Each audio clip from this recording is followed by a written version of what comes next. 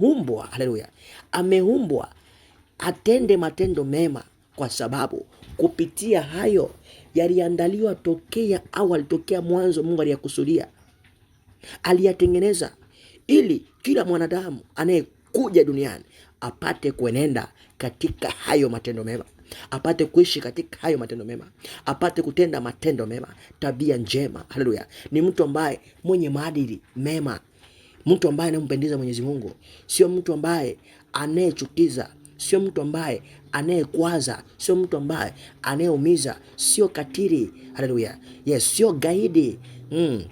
Ni mtu ambaye yeye mema ndio ambayo mema ndio ambayo ametawala katika moyo wake.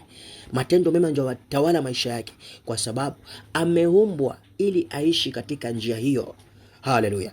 Kwa ni jambo ambalo la kutembea nalo, ni jambo ambalo unatakiwa ulijue mara popote ulipo, kwa sababu ndani ya Kristo tunapata uthibitisho wetu. Kwa hiyo unapokuwa ndani ya Kristo unapata uthibitisho wako wewe ya kwamba yes, kumbe mimi nimeumbwa kwa kusudi maalum.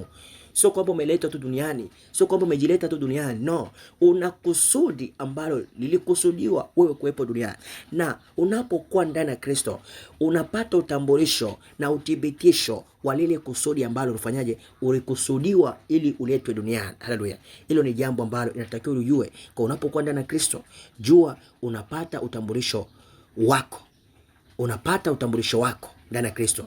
Na unapokuwa ndani ya Kristo unapata kusudi la kweli. Kwa unapokuwa ndani ya Kristo unapata lile kusudi la kweli ambalo linakwambia Mungu alikuleta ili utende matendo mema, uenende katika hayo yaliyokusudiwa tokea au alitokea mwanzo.